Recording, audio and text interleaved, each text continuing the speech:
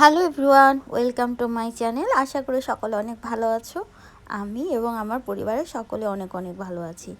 আজকে যথারীতি স্কুল খোলা, সেজন্য বাবুকে আজকে স্কুলে নিয়ে গেলাম। নতুন নতুন স্কুলে যাচ্ছে বলে তার প্রত্যেক দিন স্কুলে যাওয়ার একটা আগ্রহ থাকে। কিছুদিন পরে হয়তো সেই আগ্রহটা কমে যাবে। তো যাই হোক, ছেলে যখন স্কুলে আসতে চায়, মা হিসেবে আমার দায়িত্ব হচ্ছে ছেলেকে সবসময় স্কুলে নিয়ে আসার জন্য। স্কুলে আসলে সবার সাথে মিশতে পারে, খেলতে পারে, কিছুটা পড়ালেখাও হয়। আর এই স্কুলটা অনেকটা ভালো, একদম শারীরিক শিক্ষা থেকে শুরু করে সব ধরনেরই কাজ হয়। তো দেখো, আমি বাসায় চলে আসছি বাবুকে দিয়ে। আমার বাসা যেহেতু কাছে, সেহেতু বাবুকে স্কুলে রেখে আমি বাসায় চলে আসতে পারি। আর তোমাদেরকে তো দেখালাম সিমের বিচি। আমার ভাইয়ের খুব পছন্দ সিমের বিচি, তো সেটাই আমি বাছতেছি আর তোমাদের সাথে সেই কথাটাই আমি শেয়ার করছি। অনেক সময় অনেক ভয়েস আমরা দিই, কিন্তু আশপাশের বিভিন্ন ধরনের আওয়াজের জন্য সেই ভয়েসটা হচ্ছে অফ করে দিয়ে, মিউট করে দিয়ে আবার হচ্ছে ভয়েস রেকর্ড করতে হয়। তো দেখো, সিমের বিচিগুলো বেছে ফেলতেছি। এখানে কিন্তু বেশি সিমের বিচি না, প্রায় আধা কেজি। আমি এর বেশি নেই, কারণ হচ্ছে চলতে অনেকটা কষ্ট হয়, খেতে কিন্তু অনেক মজা। তো এরপরে হচ্ছে আমি অনেকগুলো কাপড় দিয়ে ফেলেছি, সেটাই তোমাদের সাথে শেয়ার করছি।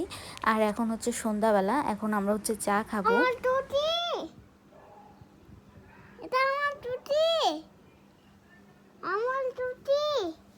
কে বলছে তোমার ছুটি? আমি তোমাকে বলছি তোমার পড়ালেখা শেষ হয়ে গেছে, ছুটি হয়ে গেছে, পড়ালেখা করছো তুমি?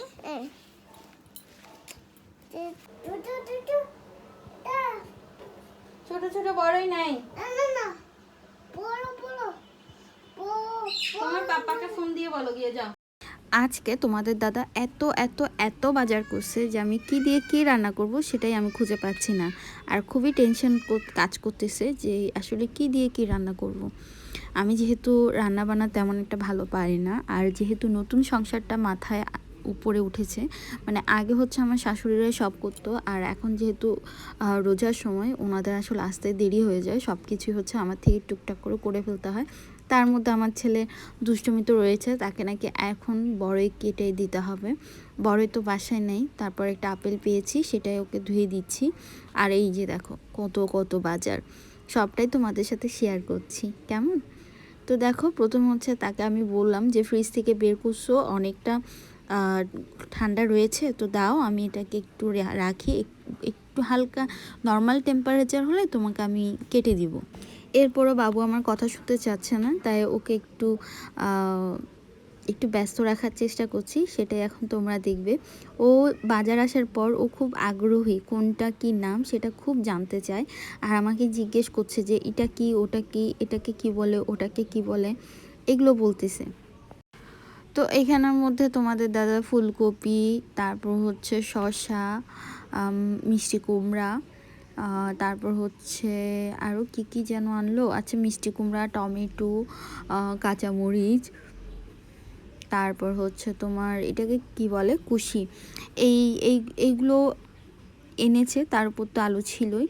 তো এবার আমি অনেকটা টেনশন করলাম কি দিয়ে কি করব। পরে হচ্ছে আমি মিষ্টি কুমড়া ভাজি করলাম, সেটা তোমরা দেখতেই পাবে।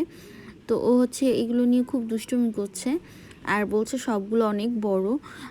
তোমাদের দাদা যে শশাটা এনেছে, শশাটা আসলে অনেকটা বড়, আর কুশিগুলো অনেক লম্বা। এই যে ও বলছে কত কত বড়। তো এই দেখো, ছেলেকে এখন অনেক বোঝানোর পরও হলো না, তাকে হচ্ছে আপেলটা কেটে দিতে হবে। তো সেই জন্য আমি হচ্ছে আপেল কাটতে বসে গেলাম। এরপর আমি সবগুলো তরকারি কেটে নিলাম একটা একটা করে, যা রান্না করব। আর এখন হচ্ছে আমি মিষ্টি কুমড়া ভাজি করব।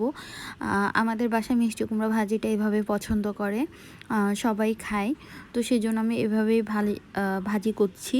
রান্নাঘরের চুলার কথা আর কি বলবো, রান্না করতে করতে চুলার অবস্থা খুবই বারোটা। আমি সবসময় চুলাটা পরিষ্কার করে রাখার চেষ্টা করি, কিন্তু রান্না বান্না করতে করতে, তরকারি গরম করতে করতে চুলাটার আসলে এরকম অবস্থা হয়ে যায়।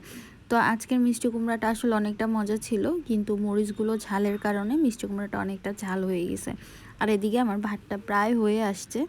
আমরা হচ্ছে সিদ্ধ চালের ভাত খাই, তো সেটাই এখন প্রায় হয়ে আসছে, সেজন্য বলছি।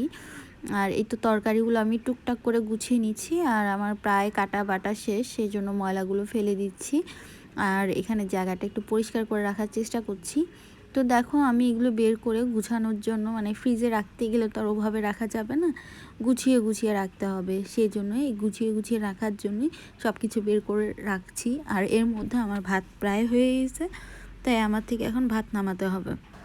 ভাত নামানোর জন্য শুরু করলাম, আর এর মধ্যে আমার ছেলে এসে অনেকটা তাল করছে। দেখো আমি কিভাবে কথা বলি, আমি সবসময় প্রত্যেকবারই যখন গরম ভাত নামাবো চুলা থেকে, আর তখনই এভাবেই হচ্ছে আমার ছেলে আমাকে দুষ্টুমি করতে থাকবে।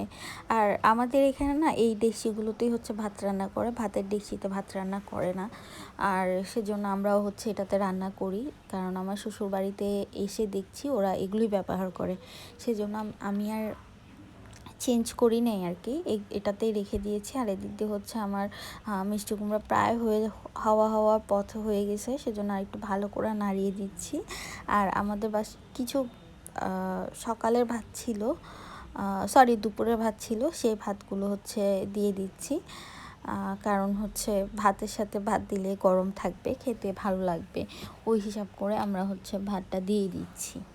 আজকের ভিডিওটা আসলে অনেকটা বড় হয়ে গেছে, সকাল থেকে যেহেতু শুরু করেছি, আর আমি ঠিক গুছিয়ে মানে কি কথা বলবো সেটাই বুঝে পাচ্ছি না, তো তোমরা প্লিজ রাগ করিও না।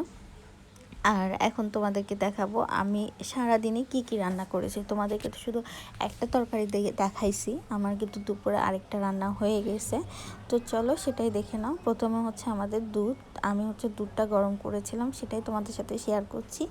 এরপর হচ্ছে আমাদের র্যাক বা আরমিলা, যেটাতে আমরা খাবার রাখি, মিষ্টি কুমড়া ভাজি করেছি, সেটাই দেখাচ্ছি, ওই যে তোমাদের সাথে ছিল। তারপর হচ্ছে আমি হচ্ছে মাছের তরকারি রান্না করেছিলাম, একটা সবজি রান্না করেছিলাম, এই যে দেখো মাছের তরকারি। আসলে এখানে জায়গা আসলে খুবই কম, সেজন্য তোমাদেরকে ওভাবে ভালো করে দেখাতে পাচ্ছি না। আর হচ্ছে আমার সেই ভাত। এরপর হচ্ছে আমার কাপড় যেগুলো ধুয়ে দিয়েছিলাম সেগুলো হচ্ছে শুকাইতে দেওয়া লাগবে। আর এটা হচ্ছে আমার রুম, সেটাই তোমাদের সাথে আমি শেয়ার করছি, যে আমার কাপড়গুলো আসলে শুকাতে দিতে হবে। পানি যেহেতু ঝরে গেছে আমি হচ্ছে ঘরে দিয়ে দিব, কারণ বাইরে হচ্ছে অতটা জায়গা নাই যে যেখানে আমি কাপড়গুলো শুকাতে দিতে পারি।